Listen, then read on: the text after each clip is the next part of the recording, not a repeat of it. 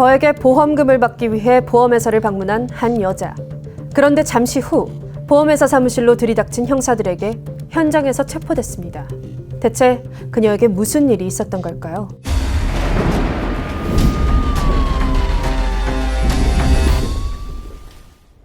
거액의 보험금을 찾기 위해 방문한 보험회사에서 긴급 체포된 여자. 이 여자의 이야기는 한 영화 속 여자의 이야기와 비슷한 점이 많아 보입니다. 바로 영화 화차입니다. 비 오는 어느 날, 약혼녀 선영과 부모님 댁으로 향하는 수의사 문호. 그러다 잠시 휴게소에 들러 커피를 사러 간 사이 연기처럼 사라져버린 약혼녀 선영. 문호는 바로 경찰서에 실종 신고를 하고 약혼녀의 행방도 직접 수소문하고 다닙니다. 그리고 그 과정에서 엄청난 진실을 알게 됩니다.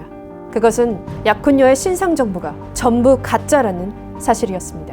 그녀의 이름도 나이도 모두 거짓이었던 겁니다.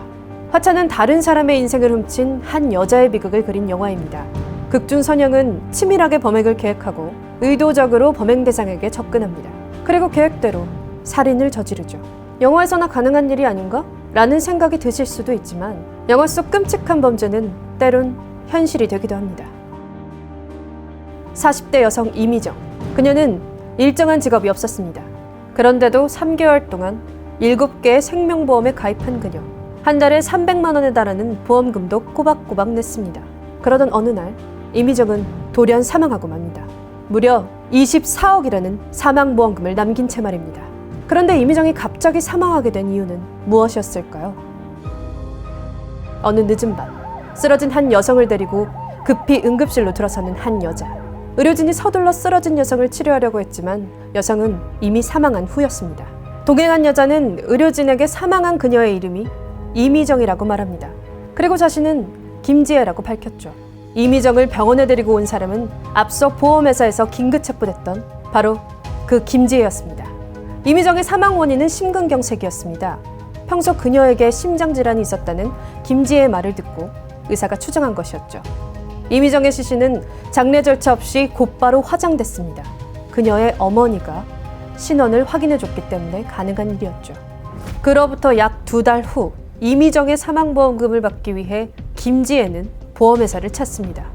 그런데 그녀의 보험 수령서를 확인하던 보험사 직원이 수상한 점 하나를 발견했습니다. 바로 이미정과 김지혜의 필적이 동일하다는 거였죠. 뿐만 아니라 이미정의 보험가입서 사인과 김지혜의 보험금 수령서 사인 역시 똑같았습니다. 보험회사 직원은 곧바로 경찰에 신고했고 그녀는 현장에서 체포됐습니다. 그리고 김지혜를 조사하는 과정에서 충격적인 진실이 세상에 드러났는데요. 그 진실은 사망보험금을 찾으러 온 그녀가 김지혜가 아닌 이미정이라는 사실이었습니다. 참으로 이상한 일입니다. 응급실에서 사망 판정을 받고 화장까지 된 여자가 이미정이 아니라면 그녀는 대체 누구였을까요? 놀랍게도 응급실에서 사망한 여자가 진짜 김지혜입니다. 대구에서 노숙자 생활을 하다가 부산에 있는 어린이집에 취직한 김지혜. 그녀를 어린이집에 채용한 것은 이미정, 바로 그녀였습니다. 자신을 데리러 온 이미정과 함께 부산으로 떠난 김지혜. 하지만 안타깝게도 그 다음날 김지혜는 싸늘한 주검으로 발견됐습니다. 경찰 조사에서 이미정은 한결같이 김지혜가 독극물을 먹어 자살했다고 주장했습니다. 하지만 경찰은 이미정이 2달 전부터 인터넷을 통해 살인 방법과 독극물이라는 단어를 검색했다는 사실을 밝혀냈습니다. 심지어 그녀는 김지혜가 사망하기 전날에 살충제를 판매하는 가게에 전화까지 걸었죠. 이런 정황을 통해 경찰은 사망한 김지혜에게 독극물을 먹인 사람이 이미정이라고 결론냅니다. 또 한 가지 놀라운 점은 김지혜가 사망했을 때 신원을 확인해준 사람이 이미정의 어머니라는 점입니다. 결론적으로 그녀의 어머니도 이미정의 범행을 도운 겁니다. 다른 사람이 되기 위해 살인까지 저지른 이미정. 그녀는 왜 그토록 다른 사람이 되고 싶었던 걸까요? 요즘은 다른 사람의 인생을 훔치는 일이 더 쉽고 간단해졌습니다. 이 스마트폰만 있다면 말이죠. 20대 중반의 이정은. 그녀는 최근 인생을 송두리째 빼앗기는 일을 경험했습니다. 어느 날 새벽, 누군가가 SNS를 통해 그녀에게 메시지를 보냈습니다. 메시지의 내용은 다른 사람이 당신 행세를 하고 다닙니다 라는 내용이었죠. 메시지를 보낸 이가 알려준 대로 김하영이라는 사람의 SNS에 접속한 이정은 그녀는 소스라치게 놀랄 수밖에 없었습니다. 그 이유는 김하영의 SNS가 온통 자신의 사진으로 도배되어 있었기 때문입니다.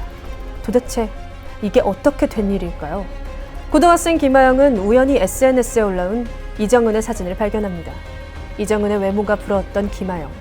그녀는 자신의 SNS를 이정은의 사진으로 꾸미기 시작했는데요. 심지어 온라인상에서 그녀의 행세를 하며 100여 명과 교류하고 남자친구까지 만들었습니다. 모든 사실이 들통났을 때도 도용과 사칭을 멈추지 않았던 그녀. 진실을 알게 된 이정은은 김하영을 고소하려 했습니다. 그러나 사이버 수사팀의 너무나도 황당한 답변. 실질적인 피해 사실이 없으니 형사고소는 불가능하고 대신 민사소송을 진행해라. 결국 이 사건은 김하영이 사진을 내리는 것으로 마무리됐습니다. 그 어떠한 처벌도 받지 않고서 말이죠. 남의 인생을 훔치기 위해 수단과 방법을 가리지 않는 사람들. 그들이 그렇게까지 해서 얻고자 했던 것은 대체 무엇이었을까요?